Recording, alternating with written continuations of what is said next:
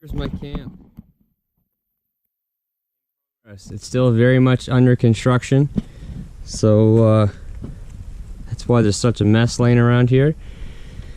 24 by 24 board and batten siding, new windows, metal roof. It's got a loft, obviously. You can see the two windows up there. I had a full lift of 10-foot 2x6.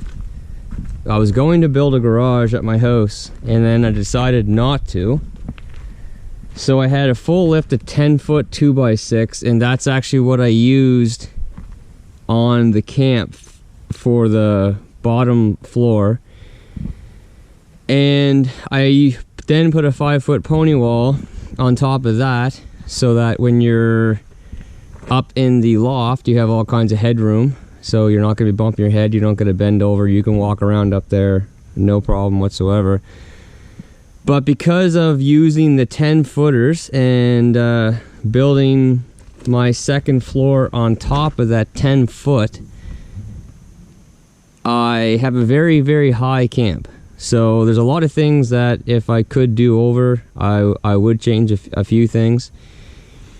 Before I started this camp, I basically had never built anything in my life carpentry wise. I built a few boxes and a few fences and stuff like that,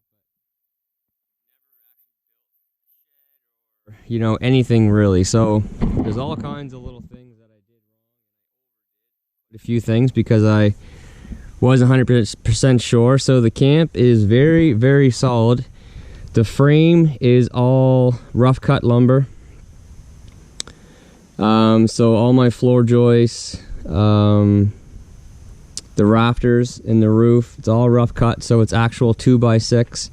And then the boards are spruce. The board and batten is spruce.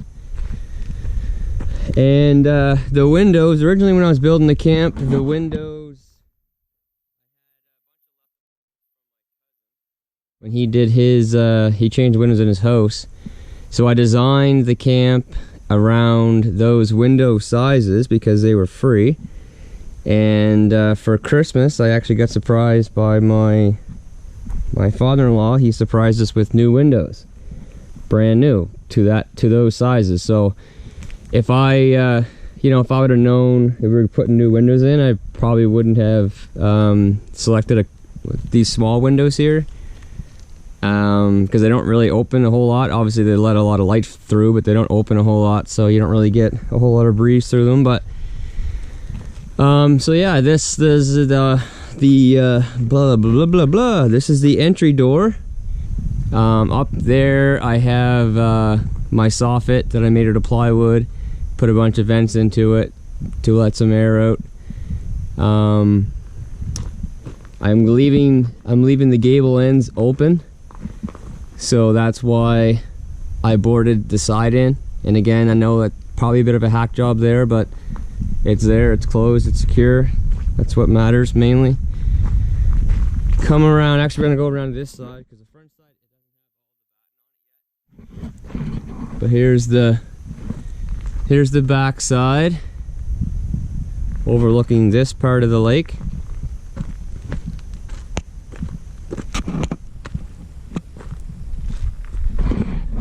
Here is the west side. So first off, before I even got to start building the camp, I obviously picked the hardest spot to put this thing. We have 10 acres along the lake, and this is at the very end, obviously.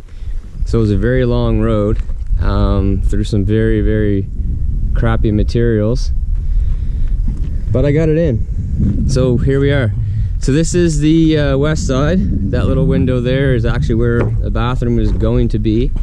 The bigger window is like where the living room is. I don't have the soffit done on this side yet with the vents, so that still has to be done. And it's just tar paper there right now, closing up so you don't get any squirrels or birds and stuff in there. Built this, basically this whole piece of property is boulders, is rocks, and it definitely did not look like this when I first got here. standing basically where the edge of the scaffold is there was a big ledge here with a big cliff, big rock, trees, and then it dropped right down. So I took, and then there was big holes in here that you couldn't even walk through this. Like, it's unbelievable, you know, what it looked like before to what it looks like now. But took a bunch of material off this hill here, because it was honestly about, this whole hill was about 5-6 feet higher than what it is right now.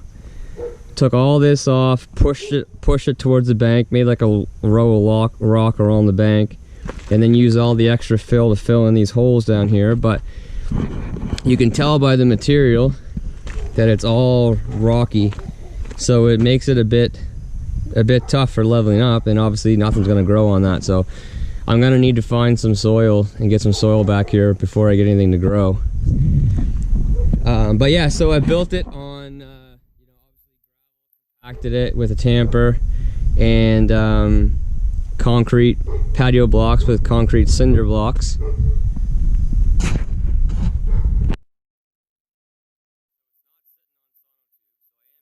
Bit of movement through the center of the camp.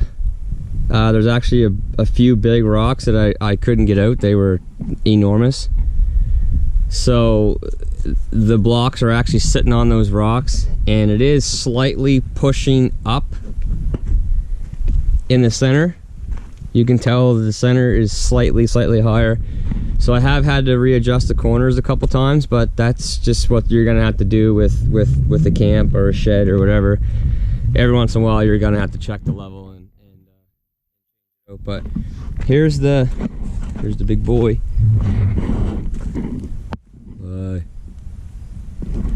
There's the girl on duty. So there's the front of the camp, and you can tell where the windows are. It's not, stay down, you're always jumping in my videos, stay down. You can tell around the windows the batten's not on there yet, so that still needs to be done. And where that plywood is, Wendell, stop it.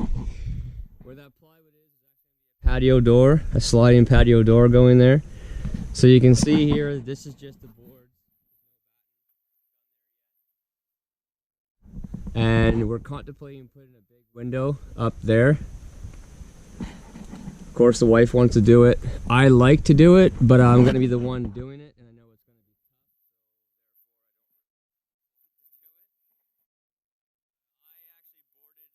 be tight because we built this thing through the winter time. So I boarded this up tight and put the windows in after. So these windows came with the nailing flange on them. So all I had to do was just cut the nailing flange off and just pop them in. And of course, a few of them, they actually lined up that the where the batten would go is like right on the edge of the windows where you can see your nails. So I'm gonna have to cut my batten around the windows, and I'll show you what I did on a couple. So yeah, like there's one right here. So I did that there, and you know, there's another one here. I had to do the same thing. So yeah, that's the outside. So like I just said, I built this in the winter time, which I wouldn't recommend. So there is obviously a few things that I probably said, oh, to hell with it, it's good enough, where I typically would not do that. But here's the inside. Tar paper. So you put your frame up, you build your stick frame, and tar paper, and then you run your strapping across for your boards to attach to. So tar paper, I got my wind braces on my corners. You know, again, 2x10s for all my headers, which was overkill, I know, but it's what I did. There's the loft, all 2x10 floor joists. And you know, my roof system, my rafters are all 2x6, and again, true 2x6. And up there you can see the loft. I'll actually go up there, hopefully I don't fall. I'm gonna put up a set of spiral stairs right up through here, cut this section of the floor out, so when you come up. So there's gonna be 2 bedrooms up here.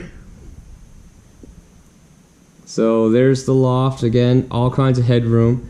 And the reason why we want to put a window in right there is if you are up in the loft, you can see right out through the lake. But you can see the backside of the lake. But anyway, you know, it is what it is. We're gonna see. You know, corners, this is a 2x6 that I was talking about, so I did just use manufactured 2x6 for all this stuff. And yes, so there's one mistake right off the get-go. My 2x6 don't line up with my bottom floor.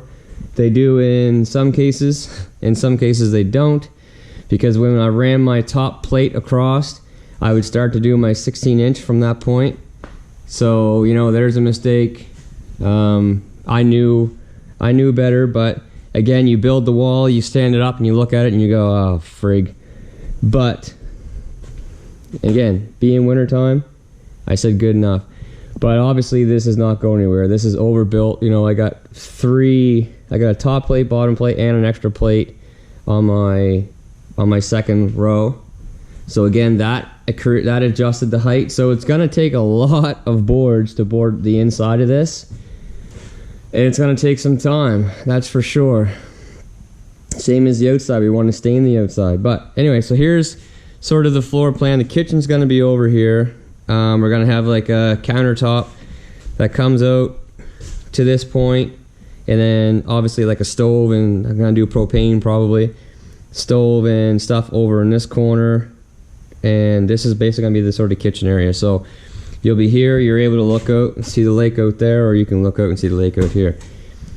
It's gonna be, this table is gonna eventually, or a different table is gonna be sitting somewhere around right here. Let's play cards and whatnot on.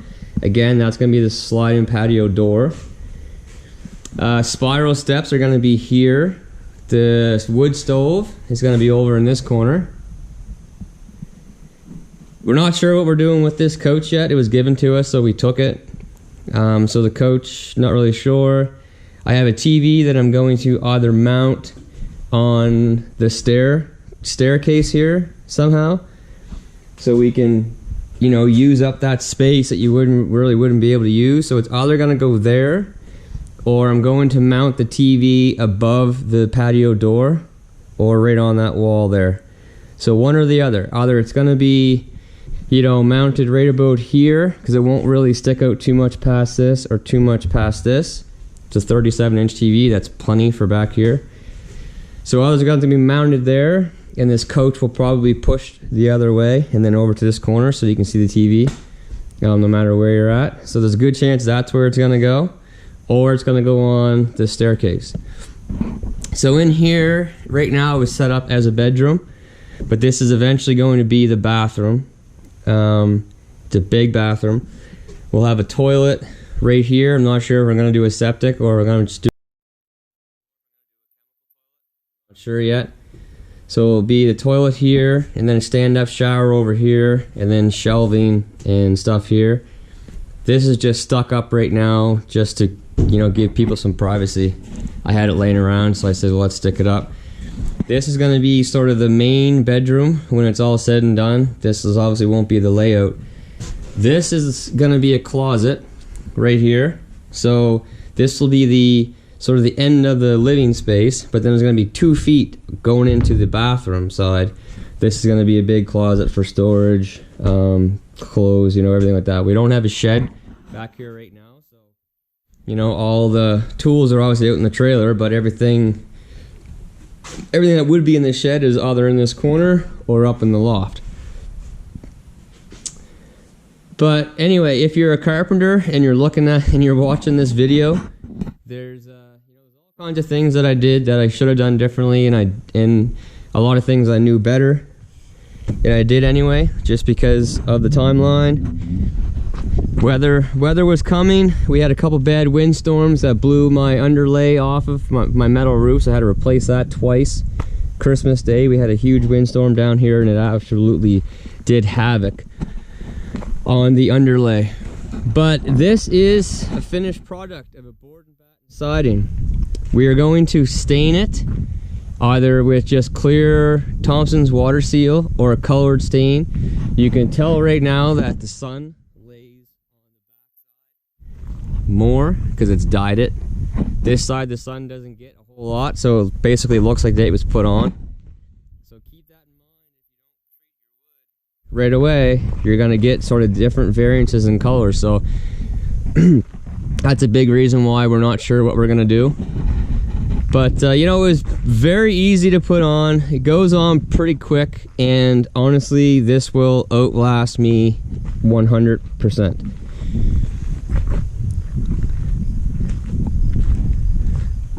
And this is what we did it all for. Obviously there's a lot of work back here yet to do. I gotta cut a path through here and to build my wharf. I'm gonna put a dock out. The water's really shallow right here, but it gets deep over in this spot, so I'm gonna make a path through here with the wharf. Down below at the bottom of the hill, I'm gonna do the boat launch. So there's some of the rocks I picked out, and I buried twice that many. We actually own that little piece of island over there too, so we might actually put like a little shack over in there. Some of the wood from the lot. But down at the bottom of the hill down there, down here to the left is where I'm going to build my boat launch.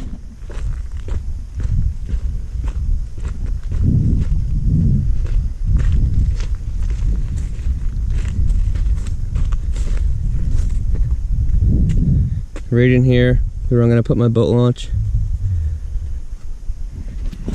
But anyway, you got any questions about the board and batten siding? Tar paper.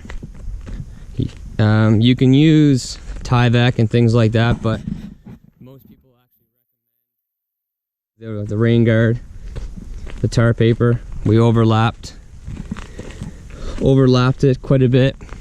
So it's definitely not going to leak. But if you're thinking about building a board and batten siding, house, camp, shed, garage, you can typically get the rough cut lumber fairly cheap. I mean, is it cheaper than doing vinyl or, you know, something like that? I don't know. But for a camp, obviously I'm not going to do vinyl.